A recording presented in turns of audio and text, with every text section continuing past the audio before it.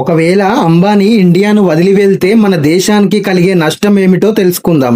ముఖేష్ అంబానీకి చెందిన Reliance industries దేశంలోనే number 1 స్థానంలో ఉంది. రిలయన్స్ ముఖ్యంగా oil, telecom, retail, green energy రంగాల్లో భారీ పెట్టుబడులు పెట్టింది. నిజంగా అంబానీ దేశం విడిచి వెళ్లిపోతే స్టాక్ మార్కెట్లో షార్ట్ టర్మ్ పానిక్ రావచ్చు.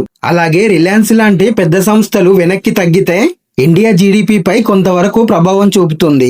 ఇక జాబ్స్ విషయానికి వస్తే రిలయన్స్ లో ప్రత్యక్షంగా పరోక్షంగా దాదాపు 10 లక్షలకు పైగా ఉద్యోగాలున్నాయి. వీటితో పాటు సప్లయర్స్, వెండర్స్, చిన్న చిన్న వ్యాపారాలపై కూడా ఇంపాక్ట్ పడుతుంది. వీటన్నిటికి మించి టెలికాం, డిజిటల్ రంగంలో జియో సంచలనాలు సృష్టించింది. ఒకంత జియో కారణంగానే వేరే దేశాలతో పోలిస్తే ఇండియాలో డేటా రేట్లు చాలా తక్కువగా ఉన్నాయి. దీని వల్లనే మన దేశంలో ఇంటర్నెట్ యూజర్లు ఎక్కువయ్యారు. ఇక ఇవన్నీ ఒక ఎత్తు అయితే ప్రభుత్వానికి ట్యాక్స్ రూపంలో వచ్చే ఆదాయం మరొక ఎత్తు.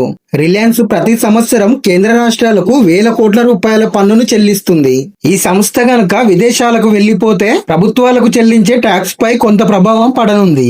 ఇవేగాక రిలయన్స్ ఫౌండేషన్ ద్వారా ఎడ్యుకేషన్, హెల్త్ తో పాటు అనాథ పిల్లలకు భారీగా సేవలందిస్తుంది. ఒకవేళ అంబానీ దేశం విడిచి వెళ్లినా రిలయన్స్ ఇంత పెద్ద ఎకో సిస్టమ్, దాని యొక్క ఆపరేషన్స్ ను ఫారెన్ కంట్రీస్ కి తరలించడం అంత తేలికైన విషయం కాదు. మొత్తంగా చెప్పాలంటే నష్టం కొంత మేరకు ఉన్నా అది భారత ఆర్థిక వ్యవస్థపై అంతగా ప్రభావం చూపదు. ఎందుకంటే రిలయన్స్ స్థానంలో విదేశీ పెట్టుబడులు కూడా భారీగా వచ్చే అవకాశం ఉంది. ఈ వీడియోపై మీ అభిప్రాయాన్ని ఖచ్చితంగా లైక్ చేసి కామెంట్ చేయండి.